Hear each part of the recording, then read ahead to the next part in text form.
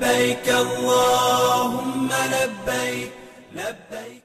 হজ পালনের উদ্দেশ্যে বাংলাদেশ থেকে গতকাল শনিবার পর্যন্ত সৌদি আরবে পৌঁছেছেন ৮৫,১৬৪ জন হজযাত্রী। সরকারি বেসরকারি মোট ২১৯টি ফ্লাইটে সৌদিতে পৌঁছান তারা। রোববার ১ জুন হজ সম্পর্কিত সর্বশেষ বুলেটিনে এ তথ্য জানানো হয়েছে। Airlines, civil aviation authority of Bangladesh, Bangladesh হজ অফিস ঢাকা ও সৌদি আরবের সূত্রে হজ বুলেটিনের আইটি হেল্প ডেস্ক জানিয়েছে, ২১৯টি ফ্লাইটের মধ্যে বিমান বাংলাদেশ এয়ারলাইন্সে ১০৮টি, সৌদি এয়ারলাইন্সে ৮০টি, ফ্লাইনাস এয়ারলাইন্স ৩১টি ফ্লাইট পরিচালনা করেছে।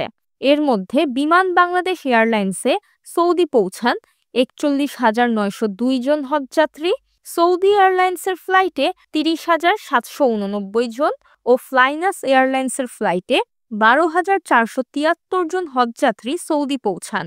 এদিকে চলতি বছর পবিত্র হজ পালনে সৌদি আরবে গিয়ে এখন পর্যন্ত মারা গেছেন ১৫ জন বাংলাদেশি।